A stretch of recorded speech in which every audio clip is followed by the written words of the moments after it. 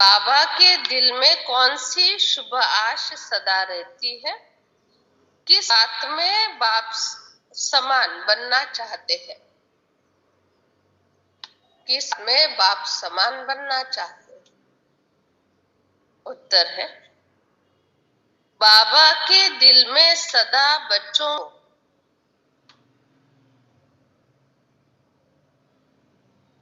सुख देने की आश रही है।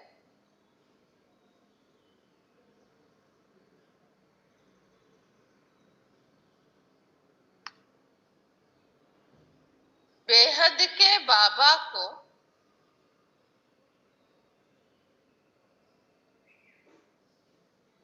कभी भी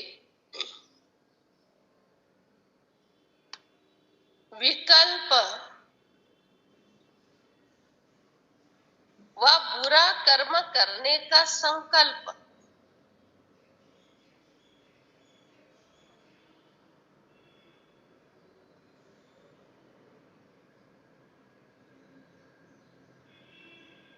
व दुख देने का संकल्प नहीं आएगा।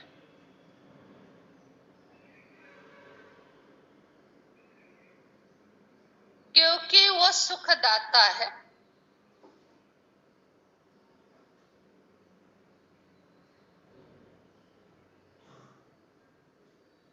इसी बात में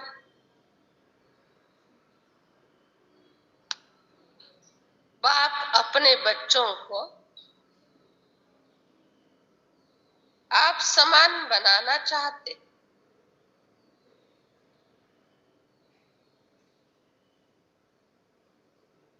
बाबा कहते हैं, मीठे मीठे बच्चों,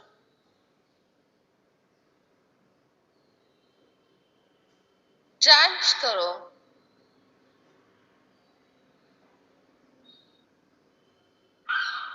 मेरे अंदर कोई अशुद्ध संकल्प तो नहीं रहते।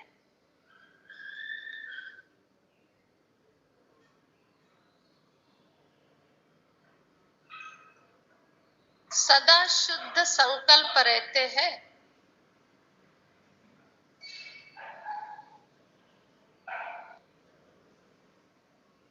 विकल्प तो नहीं आते।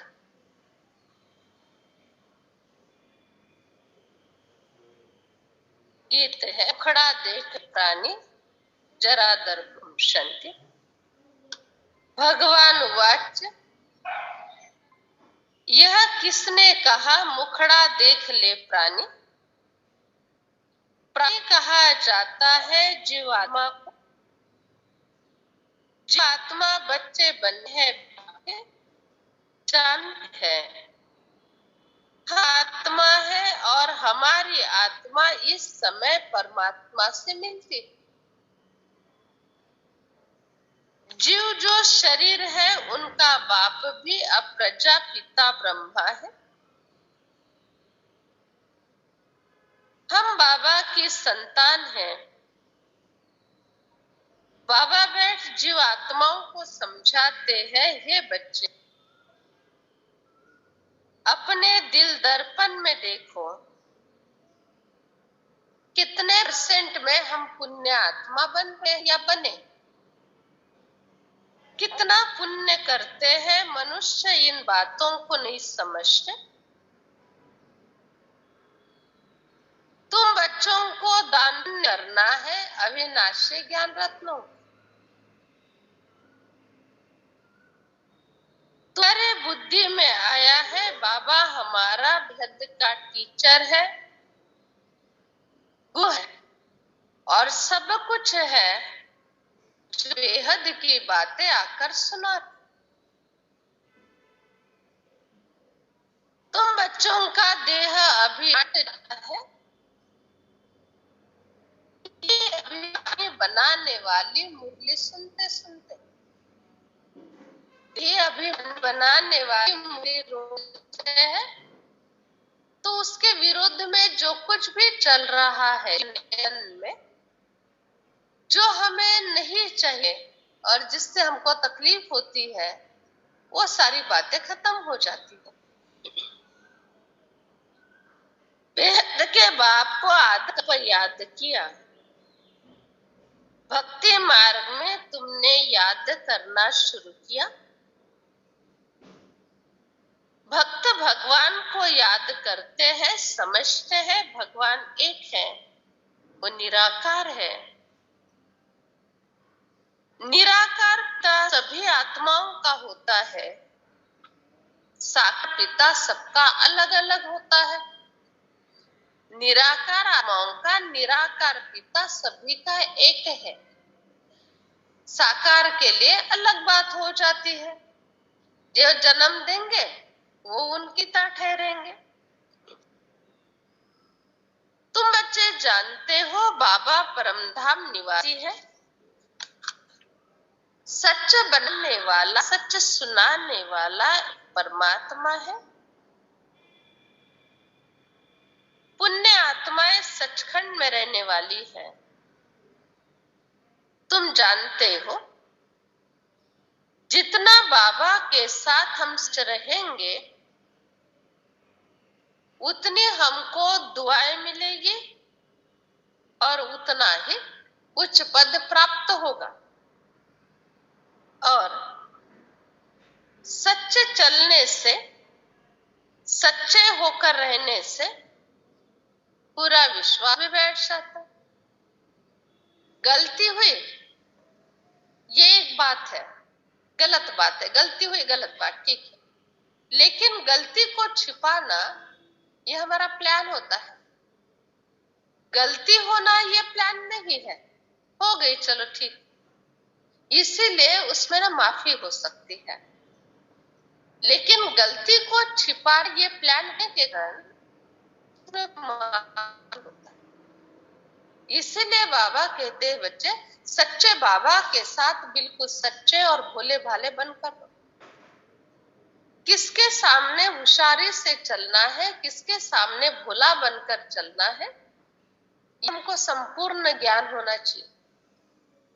जिसको सारे हमारे जन्म कुंडली की बातें पता है, उसके सामने अगर हम होशियारी से चलते हैं तो नहीं चलेगा, क्योंकि हमारे शब्द, हमारा व्यवहार वो कम कैच करते हैं। हमारे शब्द से, संकल्प से, वाणी से जो वाइब्रेशन तैयार हो जाते हैं वो बोलने के पहले परमात्मा के पास पहुंच जाते। इसीलिए बाबा कहते हैं बच्चे मुझे भोले बच्चे बड़े पसंद है। एक बार रमेश भाई ने बाबा से कहा, साकार में जब बाबा थे, किसी जमीन के बारे में बात करनी थी, कई सेंटर के लिए जमीन लेनी थी, तो बाबा को सहज रमेश भाई ने कहा, बाबा वो सेंटर संभालने वाली बहन जो है ना वो बहुत बुद्धू है, उसको कोई बात का कुछ भी पता नहीं है। बाबा ने कहा ये शब्द तुमने बड़ा गलत बोला है बच्चे, अपने पढ़ाई का अहंकार नहीं करना। तुम्हारी अपनी पढ़ाई दुनिया के हिसाब से होगी,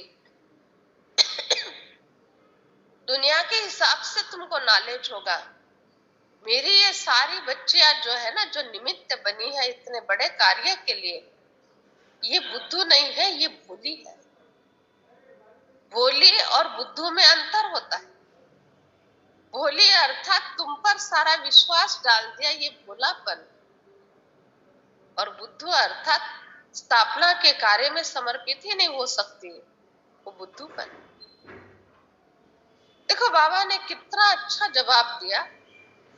मेरे समर्पित हुई हुई बच्चियां अर्थात जो निराकार को देख नहीं पाती और ऐसे निराकार पर संपूर्ण जीवन बलिहार कर देना, जबकि सारी सुख सुविधाएं सब कुछ उनके सामने है कलयुगी संसार के हिसाब से, तो ऐसे बच्चियां बुद्धू हो सकती है क्या? वो सबसे चतुर और होशियार, जो दिखता नहीं उसको अपना जीवन दे दिया। और आज हम ब्रह्मा कुमारी बहने कोई थोड़े छोटे संगठन में नहीं है, 52,000 है। 52,000 बहनों ने अपना जीवन समर्पित कर दिया। और उसमें से कम 90% बहनें ऐसी है जो बहुत अच्छी पढ़ी लिखी है, अच्छे अच्छे घराने से आई हुई है। क्योंकि ब्रह्मा कुमारी संस्था का नियम है कम से कम 12वीं तो पढ़ी हुई होनी चाहिए। उससे तो ज्यादा ही पढ़ी हुई थी, 12वीं तो है, शुरुआत तो उससे है। दादियों के समय ये नियम नहीं था, लेकिन अभी 30 साल से ये नियम चला आ रहा है। तो इसीलिए बाबा कहते बच्चे, बुद्धू होना और भोला होना दोनों में अंतर। बुद्धू अर्थात खुद का पुरुषार्थ क्या करना है ये भी समझ में नहीं आना, और भोला अर्थात अपना ऐसा प्रारब्ध बना देना बाबा पर निश्चय रखकर, जो पढ़े लिखे का पद उनके आगे कुछ भी नहीं है। ऐसा है। इसके 2 उदाहरण मैं आपको सुनाती हूँ। एक माता जिसने कभी भी स्कूल का मुंह नहीं देखा, चाय का दुकान थी उसकी, उसको पूछा, विमल माता सुनाओ तो, 84 जन्म कैसे लेते हैं, कैसे वर्ण होते हैं, कौन से कैसे युग होते हैं, युग की आयु कितनी होती है, और 84 जन्म कैसे लेते हैं। उन्होंने 1 मिनट में सारा हिसाब बता दिया। उसी के कंपैरिजन में पहले पूछा था, बहुत पढ़ी लिखी व्यक्ति, दुनिया के हिसाब से अच्छी अच्छी डिग्रियां ली हुई, वो ज्ञान में चल रहे थे 25 साल से, ये भी ज्ञान में चल रहे थे 16 साल से। जिनको पूछा गया, माताजी 25 साल से चल रहे थे, ये 16 साल से ज्ञान में चल रहे थे, जो पढ़ी लिखी व्यक्ति, उनसे पूछा गया था पहले ही कि बताओ कैसे वर्ण, कैसा युग, कैसे कितने जन्म। एक अक्षर नहीं बताता है। और उस माता ने, जिसने स्कूल का मुंह नहीं देखा, उसने सारी बात बिल्कुल ठीक ठाक बता दी। अब भगवान के नजर में बुद्धिमान कौन है? तो दुनिया के हिसाब से कुछ भी पढ़ाई नहीं की, लेकिन भगवान की पढ़ाई में नंबर 1। दुनिया के हिसाब से बहुत सी डिग्रियां ले ली, लेकिन भगवान की पढ़ाई में जरा भी चिंतन नहीं, ध्यान नहीं। ऐसा ही है भगवान का दरबार। इसीलिए कभी भी यहाँ किसी भी आत्मा को कम दृष्टिकोण से नहीं देखना, ये ऐसे है, ये पढ़े लिखे नहीं है, ये गरीब है, नहीं, सब समान है। एक खिले की जरूरत होती है, घड़ी लटकाने के लिए खिले की जरूरत है। कितना महत्वपूर्ण है उस समय वो खिला, उसके बगैर तो घड़ी लटक नहीं सकती। एक छोटे से वायर को ठीक होने की जरूरत है, कितना महत्वपूर्ण है छोटा सा वायर का टुकड़ा। इसी से सारे भारत में देश सुन रहे हैं, अगर इसको थोड़ा सा डिस्कनेक्ट हो जाइए, थोड़ा सा कहां पर ज्वाइंट टूट जाए, इतना महत्व है एक एक चीज का। लेकिन जो चीज जहां होती है वहां पर ही उसका महत्व होता है, कहीं पर भी नहीं। ऐसा माइक का महत्व यह ही है, मुरली पूरी हो जाने के बाद वो बिना काम की चीज, लेकिन दूसरे दिन फिर 7 बजे इसके जैसे वैल्यूबल चीज कोई नहीं होगी। ऐसा है। इसलिए हर एक बात के प्रति शुक्रिया, आभार, हर एक बात के प्रति बड़े धन्यवाद की भावना होवे तो हमारा संस्कार वो बन जाता है, बुद्धि तेज हो जाती है। और इतनी भोली भाली भावना प्रधान माता, मुझे उन्होंने अनुभव सुनाया था। बोला दीदी आप आने के 2-3 महीना पहले से ही मैं सारा समय यही संकल्प करती थी, बाबा हमारे पास ना बंबई की दीदी भेजो, बाबा हमारे पास ना बंबई की दीदी भेजो, नासिक की दीदी नहीं चाहिए हमको, बंबई की दीदी भेजो। रोज बाबा को सवेरे शाम अमृत वेले से यही मेरी धुन चल रही थी। 2 महीने के बाद पता चला, 2 या 3 महीने के बाद पता चला, दीपक भाई ने हमको बताया, डॉक्टर दीपक भाई ने, कि हमारे पास अभी एक बंबई के दीदी आने वाले हैं। इतनी खुशी बाबा को रोज धन्यवाद देना शुरू हो गया, जब आप आए भी नहीं थे। और जब आप आए तो हमने सबने मिलकर 7-8 जन ही थे तभी, मुरली सवेरे के मुरली में 7 जन आते थे, उसमें से कभी कोई एब्सेंट रहता था, कभी कोई एब्सेंट रहता था। हम सब ने मिलकर सोचा कि नहीं, अभी किसी भी हालत में ना इस दीदी को जाने नहीं देना यहाँ से। हम कुछ भी करेंगे लेकिन इस दीदी को जाने नहीं देंगे। और सचमुच देखो, उस एक माता की भावना ने, दूसरे ने सहयोग दिया नहीं दिया वो अलग बात होगी, लेकिन उस एक माता की इतनी दृढ़ भावना ने, वो भोली भाली भावना ने कितना काम किया। जो आज 24 वर्ष है, अभी 6 जून से 24वां वर्ष लगेगा कोपर गांव में, ऐसा है। तो ये इसीलिए बाबा कहते, बच्चे तुम्हारा भोलापन मुझे बड़ा पसंद है। भोलों का भगवान कहा जाता है, बुद्धिवान का भगवान नहीं कहा जाता। बाबा आकर तुम बच्चों को समझाते हैं, तुम सच्चे रहो, जितना सच रहोगे उतना उच्च पद प्राप्त होगा। सच्चाई से और उच्च पद से क्या संबंध है आपस में एक दूसरे का? क्योंकि तुम बच्चों को राजा बनना है तो राजा के अंदर सच्चाई की क्वालिटी जरूर चाहिए। कोई बैरिस्टर बनता है, कोई इंजीनियर बनता है, कोई पक्का कोई कच्चा, कोई की आमदनी लाख रुपए होती है, कोई 500 रुपए भी मुश्किल निकालते। पढ़ाई पर सारा मदार है। अब तुम बच्चे अविनाशी ज्ञान रत्नों से अपना भंडारा भरपूर करते हो। धारणा कर पुण्य आत्मा बनना है, औरों को भी दान देकर पुण्य आत्मा बनाना है। दिल से पूछना है हम कितना धारण कर और पुण्य करते हैं। अगर पुण्य नहीं करते तो जरूर पापात्मा रह जाएंगे। नहीं, ये भी जरूरी नहीं है पुण्य नहीं हो रहा तो पापी ही हो रहा है, ऐसा भी नहीं। पुण्य नहीं हो रहा है तो हो सकता है साधारण कर्म हो रहा है, उसका कोई हिसाब नहीं है, ना पुण्य का हिसाब बना ना पाप का हिसाब बना, ऐसा हो सकता है। अपना मुखड़ा देख लेना है। अच्छा, पिछाड़ी में बैठने वालों को मास्टर जानता है तो बाप भी जानता है, रजिस्टर से पता लग जाता है। बाबा कहते हैं, मैं जो बातें तुमको सुनाता हूं यह बातें अविनाशी ज्ञान रत्नों की बातें हैं, जो धारण करके औरों को भी करा। जब तुम पुण्यात्मा खुद बनेंगे ना, तब तुमको दिल होगी कि पुण्य आत्मा दूसरों को भी ना, क्योंकि पुण्य आत्मा बनेंगे तो उसके पीछे का विज्ञान है। हमारे कर्म दिव्य होंगे, हम सुखी हो जाएंगे, संतुष्ट रहेंगे, शांत रहेंगे, और हमारा प्रभाव जाएगा ना, वो सुखदायी और पुण्य का प्रभा मंडल तैयार होगा।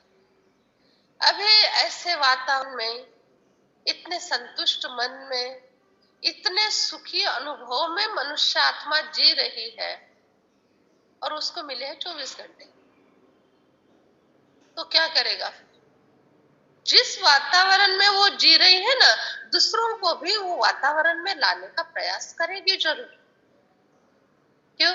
क्योंकि रोज की मुरली में आता है, बच्चे तुमको औरों को भी मेरे साथ जोड़ना है, औरों को भी सुखदायी बनाना है। तुम अपने तक सीमित नहीं रहो, दान दोगे तो दुआ मिलेगी। तो किसी को चाहे ऑनलाइन मुरली से जोड़ना, चाहे सभा में सुन रहे तो फिजिकली मुरली से जाकर जोड़ना, उनके पास जाकर उनकी सेवा करना, ये भी बहुत बड़ा पुण्य।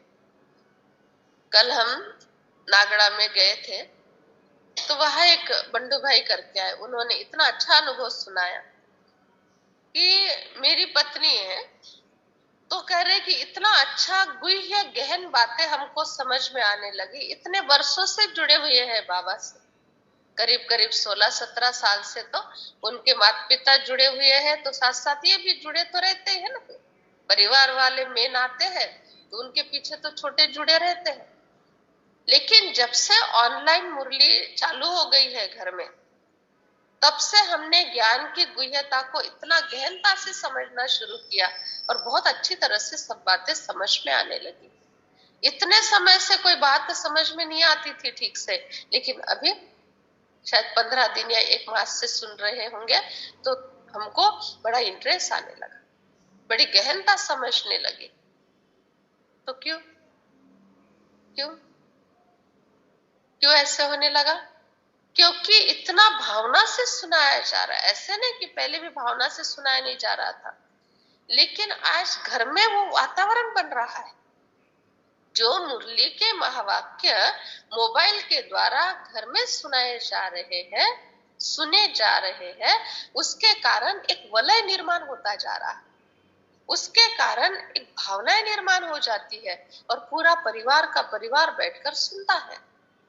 तो इसीलिए वो जो एक दूसरे के संगठन के वाइब्रेशन, एक दूसरे के संगठन की भावनाएं, और यहाँ जो सुना रहा है उनकी भी भावना, और ऊपर वाले के ये महावाक्य है उनकी भी भावना, ये सब बातों का एकत्रितकरण होता है। और इसीलिए मनुष्य आत्माओं को ये अनुभव हो रहा है, बाबा के बच्चों को अनुभव हो रहा है कि इतने वर्षों से जो बातें समझ में नहीं आ रही थी, अभी हमको समझ में आने लगी। तो ये भी ड्रामा अनुसार बाबा का प्लान है। फिर एक भाई ने कहा, देखो दीदी, बड़ी गहन बात उन्होंने बताई, योग्य शिक्षक और योग्य डॉक्टर, ये दो हस्ती मिलना, ये बड़े नसीब की बात होती है। ये नसीब वालों को ही मिलते हैं, योग्य शिक्षक और योग्य डॉक्टर। हाँ, अर्थ समझाते इसे। तो उसके मैंने सुनने के लिए तो सुन लिया, हाँ बोल दिया भाई को, लेकिन बाद में इस पर सोचा कि सचमुच योग्य डॉक्टर मिलता है, उसको कितनी दुआ मिलती है। योग्य डॉक्टर का अर्थ कोई भ्रष्टाचार नहीं, पेशेंट मेरे साथ जुड़ा रहे हमेशा, ये भावना नहीं, ये सुखी हो जाए, इसको जल्दी ठीक हो जाइए। जैसे अपने रविंद्र भाई है, डॉक्टर रविंद्र भाई, डॉक्टर नाइकवाड़े आदि आदि, डॉक्टर जाधव भाई, सतीश जाधव भाई। तो ये ऐसे ऐसे आत्माएं हैं बाबा के बच्चे, जिनको पेशेंट मेरे से जुड़ा रहे और मुझे पैसे मिलते रहे, ये भावना वाले नहीं है ये लोग।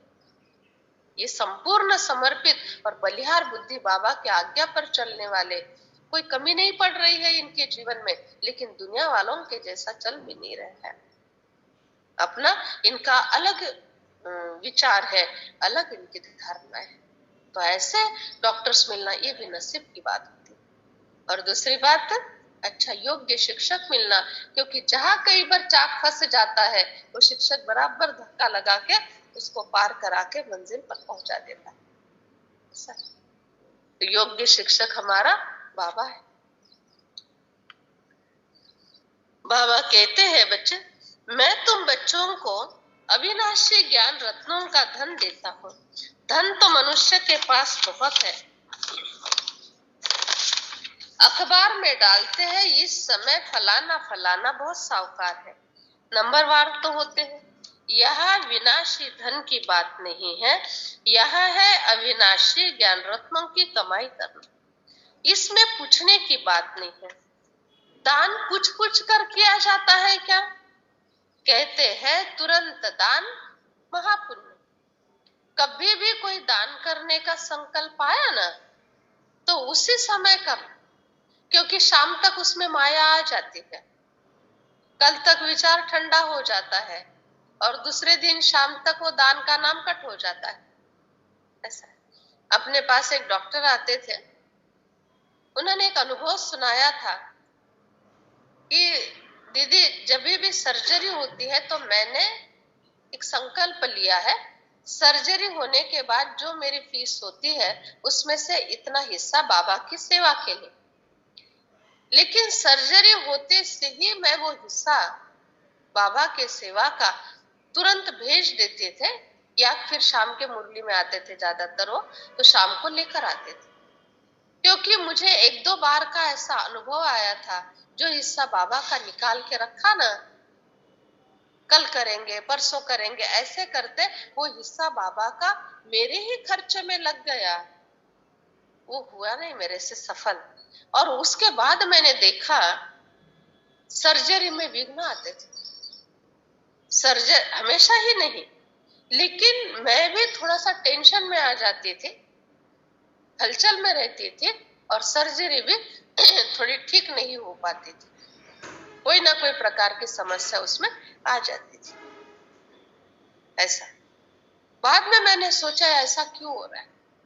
फिर जैसे सर्जरी हो जाती है, बाबा का हिस्सा पहले लाकर भंडारी में डाल देती हूँ, उसके बाद मैं निर्संकल्प। तो ऐसे नहीं कि बाबा कोई सजा दे रहे थे कि तुमने मेरा हिस्सा क्यों नहीं लाके दिया इसलिए तुम्हारे जीवन में भी, ऐसा नहीं। इनका जो मन खाता रहता था ना, ऐसा क्यों किया, दान का हिस्सा मैंने अपने आप में क्यों लगा दिया, ये जो मन खाता रहता था ना, तो मन खाने के कारण वो ऑपरेशन थिएटर का या क्लिनिक का ओरा बन जाता था, और वो नेगेटिव ओरा बनने के कारण उस समय फिर कोई प्रकार की छोटी छोटी समस्याएं आ जाती, पार भी हो जाती थी, सहज पार हो जाती थी, लेकिन मन में आ जाता था कि मैंने ऐसा नहीं करना चाहिए था। ऐसा है, इसीलिए कहते संकल्प आया, संकल्प पूरा करने के लिए हर हाल में अपने आप को तैयार रखना।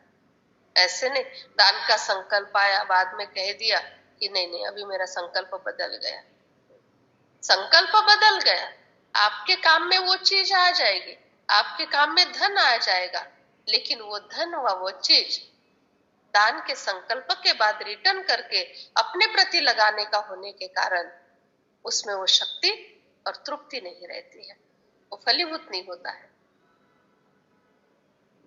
बाबा कहते हैं दिल दर्पण में देखो कितने पुण्य किए हैं, नंबरवार पापात्मा से नंबर 1 पुण्य आत्मा बनना है। अब फिर ज्ञान का तीसरा नेत्र मिला है, पुण्य आत्मा बन रहे हैं, जितना जितना यह ज्ञान धन इकट्ठा करते हैं उतना साहूकार बनते हैं, विनाशी धन से बेगर बनते हैं, अविनाशी धन से साहूकार बन जाते हैं। बाबा कहते तन मन धन सब कुछ हम बाबा को दे देते हैं, ऐसा तुम समझते हो ना, ऐसी प्रतिज्ञा करते हो ना, तो देखो अब तुमको क्या करना है। तन मन धन सब कुछ तेरा अर्पण किया, क्या लागे मेरा। मंदिर में गाया, घर में आने के बाद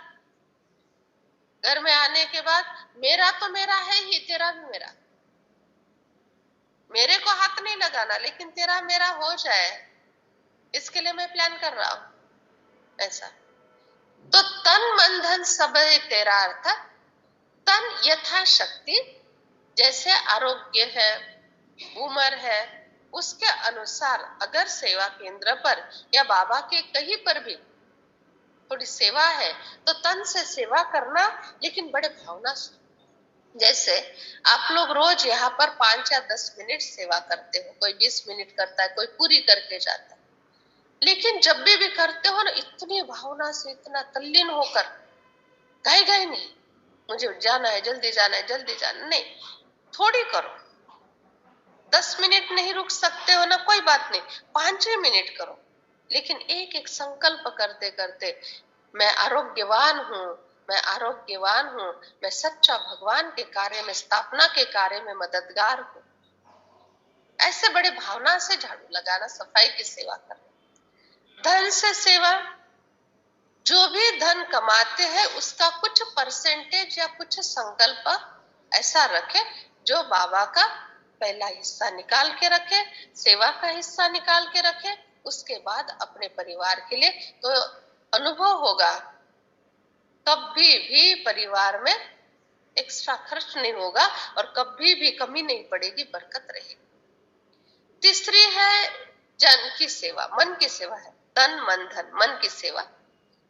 मन हमेशा शांत रहे, शुभ भावना से भरा रहे और हमेशा पॉजिटिव रहे, और जब भी बाबा की याद में बैठे तो मन से सारे संसार में वाइब्रेशन फैले, ये है मन से सेवा। और जन से सेवा, कोई भी प्रकार की अपेक्षा न रखते हुए, जिस आत्मा की जैसी पात्रता है, जिस आत्मा की जैसी आवश्यकता है, उसके अनुसार उसको सुविधा देना, दुआ देना, सेवा देना, यह है जन की सेवा, जिससे हमारा भाग्य बन जाता है और एक आशीर्वाद मिल जाता है। वो आशीर्वाद ऐसे कि हर जन्म में आपको जन अच्छा मिलेगा, परिवार अच्छा मिलेगा, या आशीर्वाद मिल जाता है।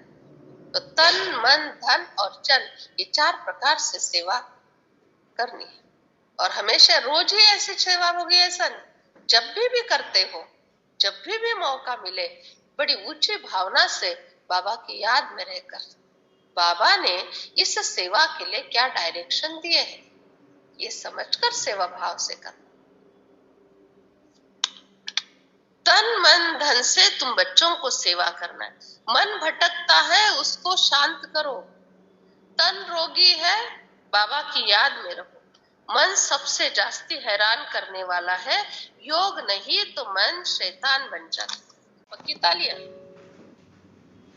पहले अंदर आएगा, ये करे, कर्म इंद्रियों से करे, करे नहीं करे, जांच करे। अपने अंदर शुद्ध और अशुद्ध संकल्प का युद्ध, इसको कहते हैं तालियां।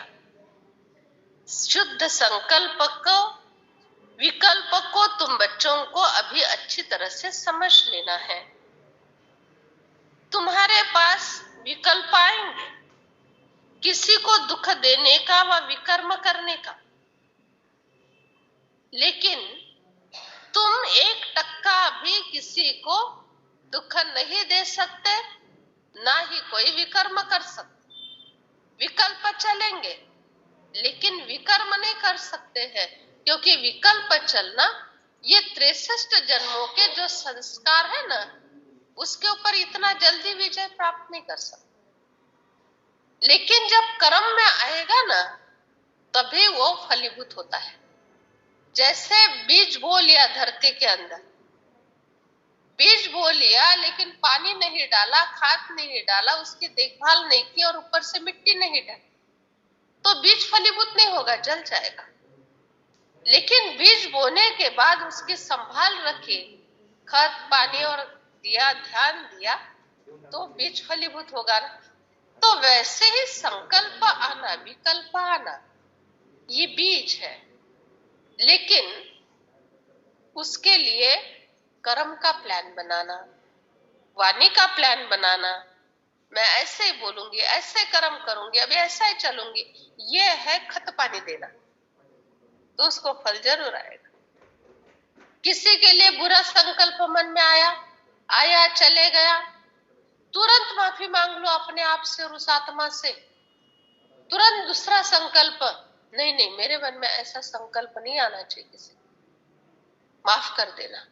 उस आत्मा को बोलना, आपके लिए मेरे मन में ऐसा संकल्प आया, मुझे माफ कर दो, बस बीच खत्म हो गया। लेकिन बार बार संकल्प चलते रहे तो फल देकर जाएगा। बच्चे, तुम सुखदाता बाप के बच्चे हो, तुम्हारे पास विकल्प आएंगे, दुख देने के संकल्प आएंगे, लेकिन कभी भी ये काम तुम बच्चे नहीं कर सकते। बाबा अपने बच्चों को आप समान बनाते। बच्चे को जन्म कोई दुख के लिए थोड़ी दिया जाता है, दुख अपने कर्म अनुसार मिलता है। कोई भी कभी किसी को दुख दे ही नहीं सकता, जिसको उसको दुख मिलता है उसके ही अपने कर्म के कारण। नाजुक कमजोर स्वभाव है, छोटी छोटी बातों से दुखी, और ऊपर से अपने आप को सांत्वना। ही गोष्ट माझ्या मनाला खूप लागली है। उन्होंने मन को मारी थी क्या? मारी थी कैसे? कोई फेंक कर मारी थी क्या कोई? फिर हमको लगी कैसे? दूसरे को वही बात क्यों नहीं लगी? दूसरे ने कह दिया जाने दो ना, हमेशा का छोड़ दो, उसने छोड़ दिया, आपने मन को लगा लिए। दोष किसका? लगाने वाले का। क्यों वैल्यू देते हो इन बातों को? इसने ऐसा बोला, उसने वैसा कहा। जिसने जो भी बोला, जिसने जो भी कहा, परमानेंट नहीं है ये। अभी समझो 9 बजे आपको किसी ने कुछ बोला, 10 बजे सीन बदलने वाली है। 9:01 के बाद, 1 सेकंड के बाद सीन बदलने वाली है। रोज के हमारे जीवन में सैकड़ों सीन आ रहे हैं। कोई के शब्दों के सीन, कोई के संकल्प के सीन, कोई के कहा विचार कर रहे हमारे प्रति, उनके सीन। किस किस सीन को पकड़ के बैठेंगे? सीन बदलने वाली है, टेम्पररी है। 1 मिनट के लिए है, 1 सेकंड के लिए है, छोड़ दो ना। सीन आए, देखा, पूरा हो गया। मैं अपने बाबा के साथ मिली हुई हूँ, मैं अपने बाबा के पास बैठी हुई हूँ। ना वो सीन उनको याद रहेगा, ना वो शब्द उनको याद रहेंगे, ना हमको याद रहेंगे कुछ समय के बाद। बोलने वाला रियलाइज कर रहा है, महसूस कर रहा है, मुझे नहीं बोलना चाहिए था। सुनने वाला बार बार दोहरा रहा है। बोलने वाले ने महसूस किए, सॉरी बोल दिया, खत्म कर दिया। सुनने वाले ने दोहरा दोहरा के पक्का कर लिया। बोलने वाले ने सॉरी बोल के दुख खत्म कर दिया, सुनने वालों ने दोहरा दोहरा के दुख पक्का कर लिया। अब बताओ दोष किसका? जीवन में है, परिवार में है, साथ में है, 24 घंटे मिले हुए हैं, कोई ना कोई शब्द, कोई ना कोई बात ऊपर नीचे होती रहेगी।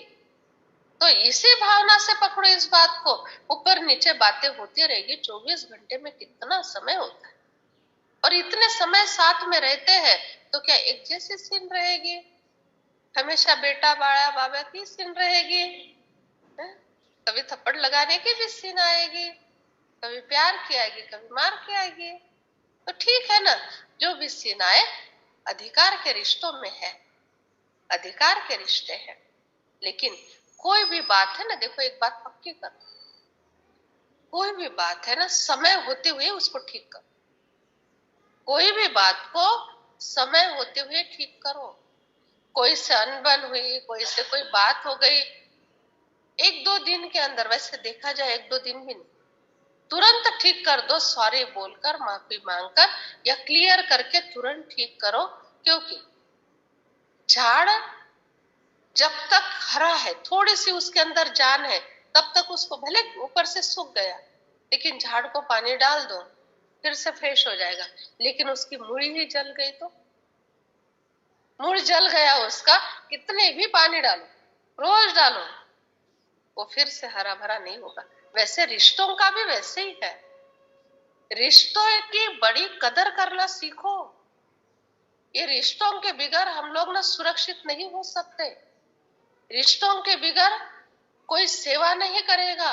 रिश्तों के बिगर कभी कोई प्रकार की जो भी सुख की बातें हैं या अपनेपन की बातें हैं, वो जीवन में नहीं रहेगी। इसलिए रिश्तों को सूखने नहीं दो, सूखने नहीं दो, संभालो, तुरंत उसको ठीक करो। तो छोटी सी बात है, थोड़ी बात है, तुरंत अपने आप को ठीक कर दिया और इस सामने वाले को ठीक कर दिया। लेकिन बार बार गलत बात दोहराते रहेंगे तो झाड़ सूख जाएगा, जड़ सूख जाएंगे। और फिर कितनी भी सॉरी बोलो, कितने भी बार माफी मांगो, एक बार जड़ सूख गई फिर वो नहीं ठीक होती। जिसको ही कहा जाता है विश्वास उड़ गया, जिसका लास्ट वाक्य होता है अब कुछ भी हो जाए, इस आत्मा से विश्वास उड़ गया। इसलिए संभाल कर चलो। ये जो भी दिया है ना हम लोगों को भगवान ने, ये उनकी प्रॉपर्टी हमको दी है, भगवान की प्रॉपर्टी। ये जो ब्राह्मण परिवार है, ये हमारा रचा हुआ नहीं है ना। हमारे बाल बच्चे हैं क्या यहाँ पर कोई सभा में? नहीं, ये भगवान ने दिया हुआ परिवार है, ये भगवान की प्रॉपर्टी है। आप लोग सब जो हो ना, चाहे ऑनलाइन वाले चाहे सभा वाले, आप सब भगवान की प्रॉपर्टी हो। और भगवान के प्रॉपर्टी का ये परिवार है, ये ज्ञान भगवान की प्रॉपर्टी है। गुरुवार का भोग खाते हो, वो भगवान की शक्ति से भरी हुई प्रॉपर्टी है। तीर्थ जल रोज लेते हो, वो भगवान की शक्ति की प्रॉपर्टी है। और ये सारी प्रॉपर्टी को संभालना निमित्त आत्माओं का काम होता है। और अगर ठीक से संभाला तो उसके जैसा पुण्यवान कोई नहीं, और उसके तरफ ध्यान नहीं दिया तो उसके जैसा पापात्मा कोई नहीं। ये गहनता समझकर चलनी पड़ती है हम लोगों को। तो कभी भी आपस में, परिवार में कोई भी प्रकार की बातें होती, ठीक करो जल्दी से। दूसरी बात, ये जो जल रखा जाता है ना बाबा के कमरे में, तो 7:15 या 7:30 बजे के बाद, इतनी बड़ी केटली है वो भी, चाहे शायद 4-5 लीटर की होगी, 2 या 2-3 लीटर की तो होगी। तो इतनी बड़ी केटली में जल रखते हैं, फिर भी 7:15 बजे के बाद नहीं मिलता है। कईयों की कंप्लेंट्स आती है, दीदी जल नहीं है करके। तो जो भी जल लेकर जाते हैं ना परिवार वालों के लिए या यहाँ पीते हैं ना, आप लोगों को बॉटल दी थी ना सभी को बॉटल, फिर अपने घर से क्यों बड़ी बड़ी बॉटलें लाते हो? जल लेते समय पहला संकल्प ये अगर आया मैं बॉटल भर के लूं या इसके लिए उसके लिए लेकर जाऊं, उसी समय वो अमृत जो है ना वो साधारण जल में बदल जाएगा। ये पक्का है, ये व्यासपीठ से बोला जा रहा है। अमृत साधारण जल में बदल जाएगा और जो बॉटल भर के लेकर जाते हैं वो बॉटल साधारण जल के रूप में ही काम करेगी, वो कोई काम नहीं करने वाली है। तो जो बॉटल आप लोगों को दी गई है वही बॉटल लेकर आओ और कितनों को भी वो बांट सकते हैं। दो दो बूंद का भी बड़ा महत्व है। और खुद पीते समय भी ग्लास रखा हुआ है, ग्लास भर के नहीं पियो। एक माता उस दिन 2 ग्लास पानी पी रहे थे, प्यास लगी थी, भले ठीक है रास्ते से चल के आए, प्यास लगी है तो दूसरा मिनरल वाटर जो है ना वो बाहर जार भर के रखा है, तो प्यास उससे बुझा दो। और निरोगी काया के लिए, आत्मिक शांति के लिए ये अमृत है, ये जल नहीं है, ये अमृत है। तो थोड़ा सा सोच विचार करके पहली भावना मेरे बाद कई आने वाले हैं उन सभी को मिले, अंत तक की आत्माओं को मिले। और अंत में भले बचता है ना तो एक बूंद भी हम वेस्ट जाने नहीं देते, वो झाड़ों को डाल देते, ऐसा है। तो इस भावना से अगर आप जल लेंगे तो ही वो जल का असर होगा, नहीं तो वो जल का असर नहीं होगा। वो जल साधारण जल के भांति होगा। इसलिए आप लोगों से, खास माताओं से, भाइयों की एक बात भी नहीं है इसमें, माताओं से रिक्वेस्ट है कोई भी अपने घर के 1-1 लीटर वाली बाटलें नहीं लाएंगे। और जिनके पास, हमने जो बोतल बांटी थी ना आप लोगों को, जिनके पास नहीं है, किसी कारण से गुम हो गई या भूल जाते हैं, तो फिर से 200 बोतल मंगाई थी, 200 बांट दी है, थोड़ी 2-4 बच्ची होगी, फिर मंगा लेते हैं, आज ही मंगा लेते। तो जिनके पास भी नहीं है ना तो हमसे ले जाना, कल भोग रखेंगे और भोग के साथ बोतल रखेंगे, लेकिन डबल नहीं उठाना। साथ में पड़ी है फिर भी काम में आएगी, कभी ये भावना नहीं हो तो ही उठाना है, तो उठाना नहीं। ऐसा, इतनी सच्चाई चाहिए हमारे जीवन में। ये कोई बहुत बड़ी बात नहीं है, ये तो कॉमन सेंस की बात है ना। तो दूसरों का विचार करो, अंत तक जल बचे और झाड़ को भी जाए, ये संकल्प करके जल लेना, तो आशीर्वाद बन जाएगा, नहीं तो आशीर्वाद काम नहीं करेगा।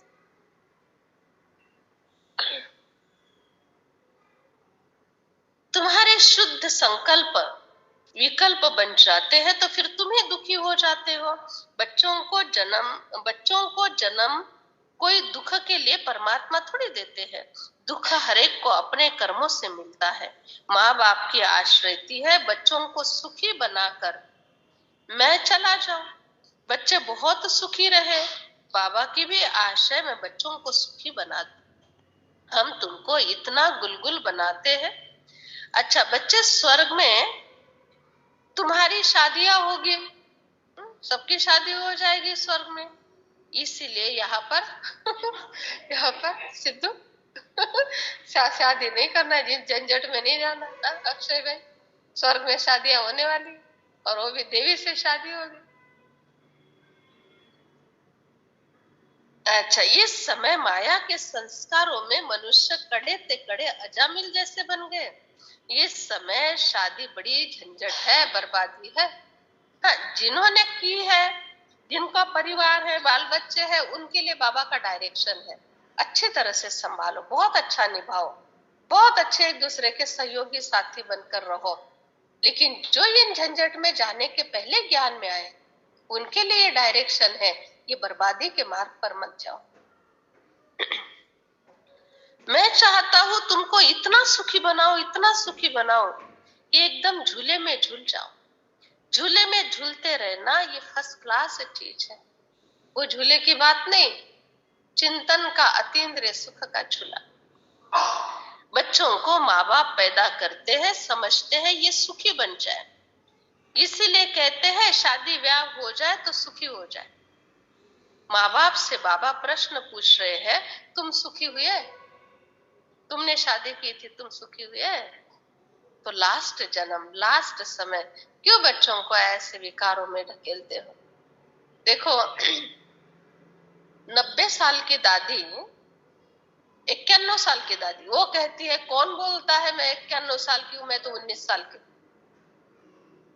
और 45 माना 45 वर्षाची एखादी माता ती म्हणते आता माझ्याकडून होत नाही, आता मला सुनबाई पाहिजे। क्यों? बच्चा अभी 23-24 साल का हो गया है, तो इसने पहले से ही प्रोग्राम तैयार कर लिया। 40 साल की उम्र में, 40-42 साल की उम्र में, अभी मेरे से कुछ नहीं होता है, अभी मुझे बहू चाहिए। क्यों? बच्चा अभी बड़ा हो गया, बहू लाने के लायक हो गया। तो प्रोग्राम अगर अभी से ऐसा देंगे, मेरे से कुछ नहीं होता, बुढ़ापे तक कैसे चलेंगे बताओ? क्योंकि कौन से प्रोग्राम से बहू लाई? कौन से प्रोग्राम से बहू लाई? मुझे अभी मददगार चाहिए, मुझे आधार चाहिए, और मेरे से अभी कुछ नहीं होता है, ये कहकर बहू लाई। अभी वो भी आएगी, इस भावना से लाया है उसको, वो भी यही भावना रहेगी मेरे से कुछ नहीं होता है, इसमें अभी ताकत है। क्योंकि मुझे तो अनुभव नहीं, मैं तो 20 साल की हूँ, ये तो 45 साल की है, इसको तो बड़े अनुभव है, वो भी कहेगी मेरे से कुछ नहीं होता। ऐसे भावना भावना से काम करती है, इसलिए ये भावना से नहीं लाओ।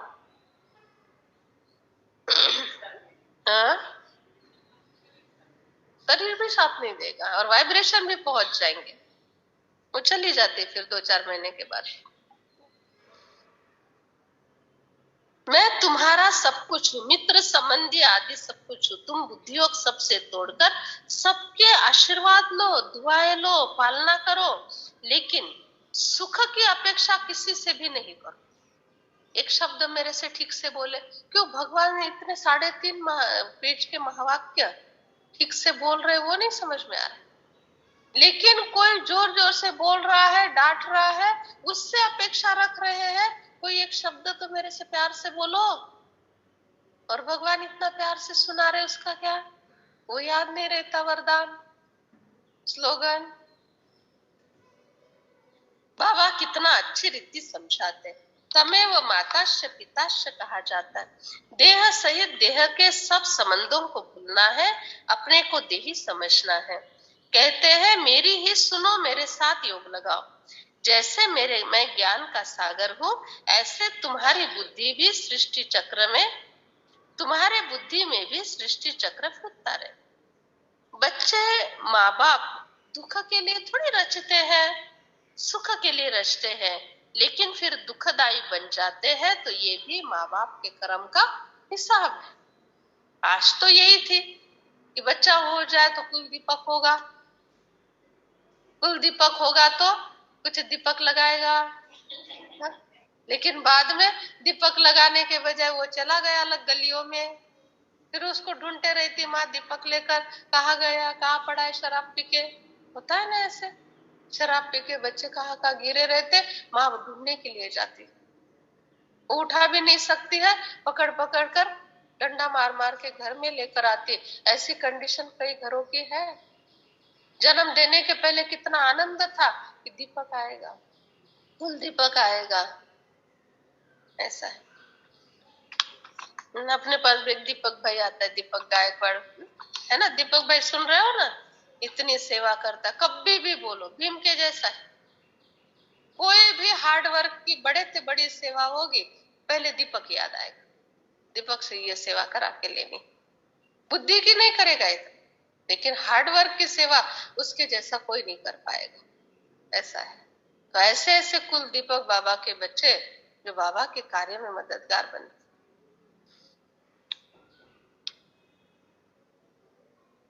मुझे आज वैसे मैंने संकल्प किया था, आज मैं दीपक भाई से प्रश्न पूछूंगी, तो अनायासी ही वो बात ही ऐसी निकली जो दीपक का नाम आया।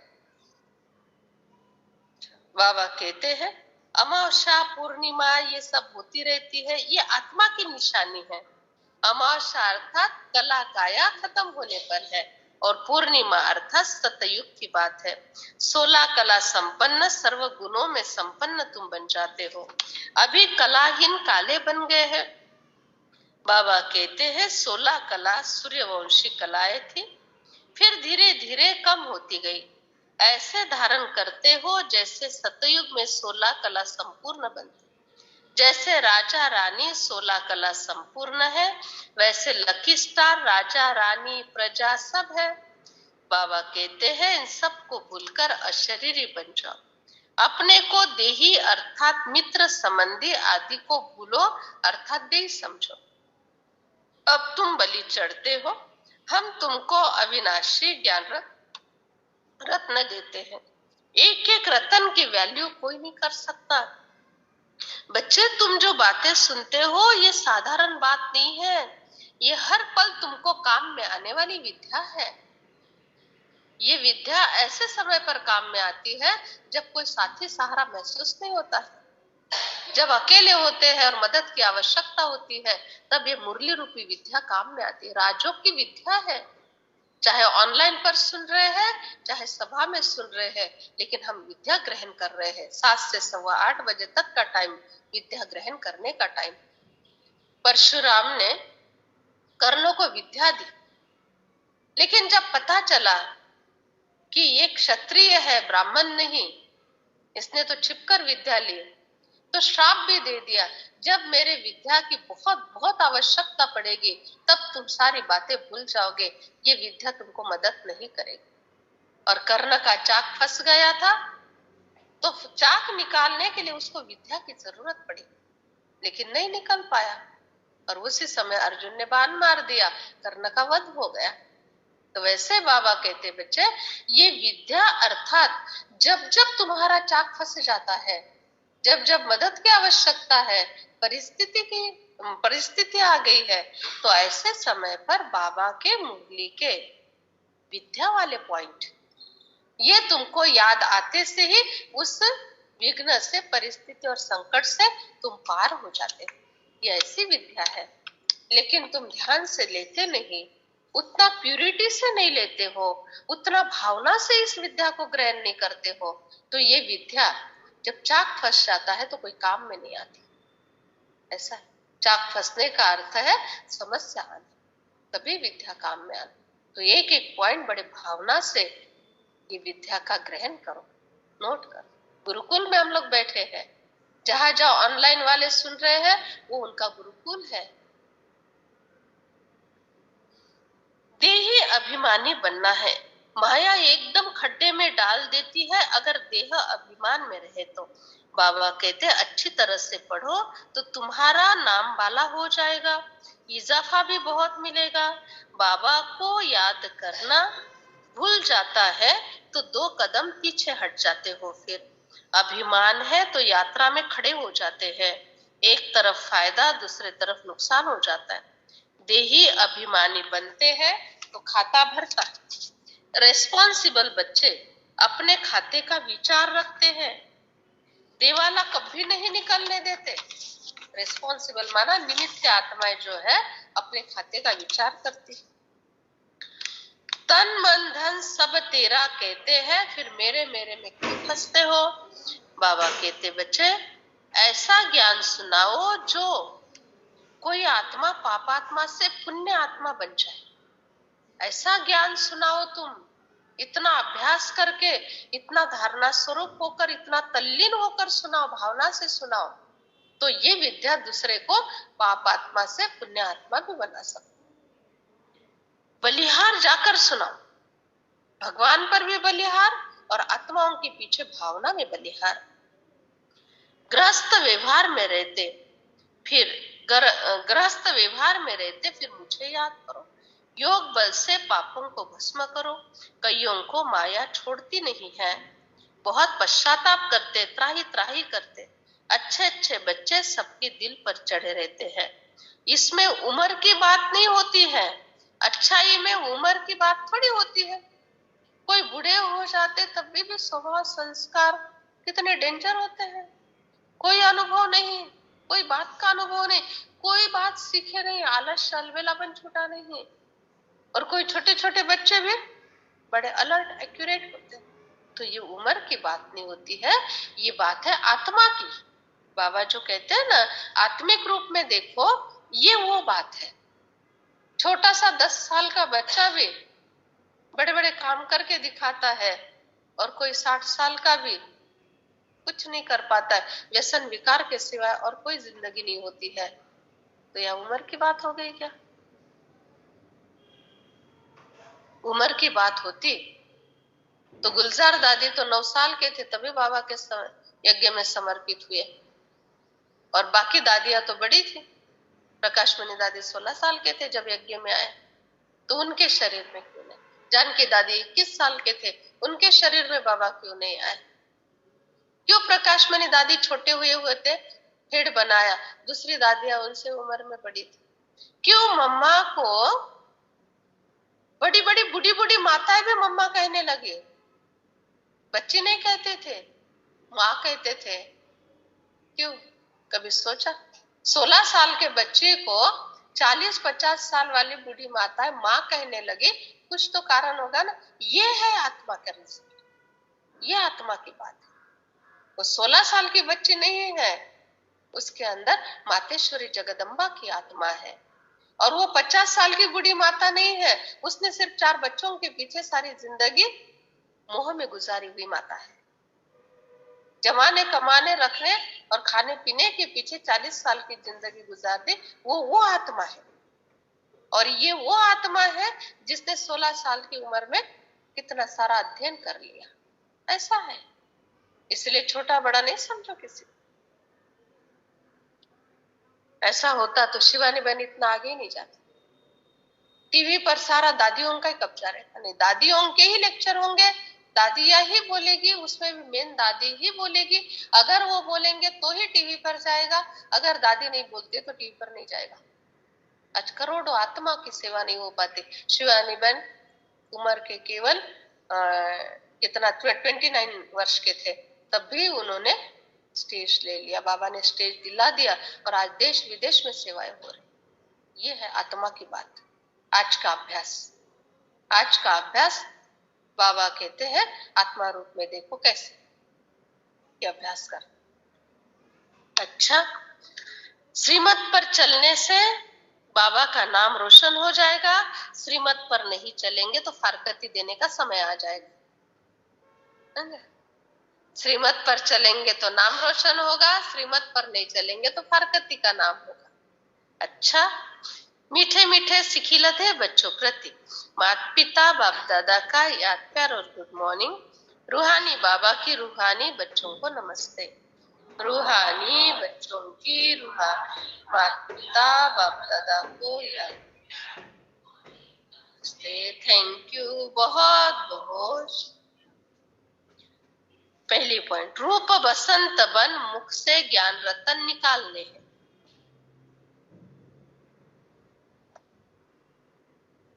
रूप बसंत बन मुख से ज्ञान रतन निकालने हैं। योग से अपनी बुद्धि को सालिम बनाना है।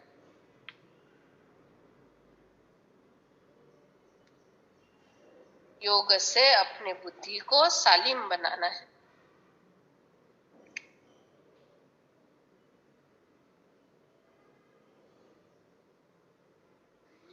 दूसरी पॉइंट, बाप समान सबको सुख देकर सुखदाता बनना है।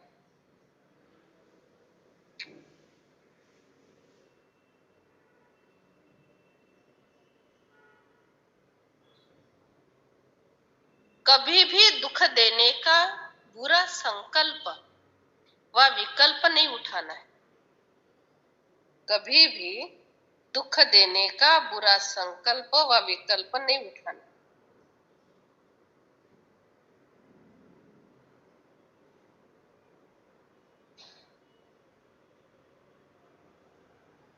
वरदान, मन को श्रेष्ठ पोजीशन में स्थित कर।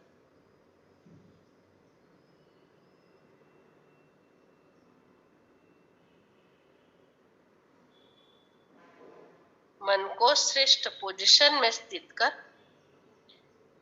पोज बदलने के खेल को समाप्त करने वाले, पोज बदलने के खेल को समाप्त करने वाले सहज योगी भव। जैसे मन की पोजीशन होती है वह चेहरे की पोज से दिखाई देती है। कई बच्चे कभी कभी बोझ से मोटे बन जाते, कभी बहुत सोचने के संस्कार के कारण अंदाज से भी ज्यादा लंबे हो जाते, कभी दिल शिकस्त होने के कारण बहुत छोटे हो जाते। तो ऐसे अपने पोज को साक्षी होकर देखो और मन की श्रेष्ठ पोजीशन में स्थित हो जाओ। ऐसे भिन्न भिन्न पोज परिवर्तन करो, तब कहेंगे सहज योगी। स्लोगन है, खुशियों के खान के अधिकारी आत्मा, खुशियों के खान की अधिकारी आत्मा खुश रहती है और खुशी बांटती है।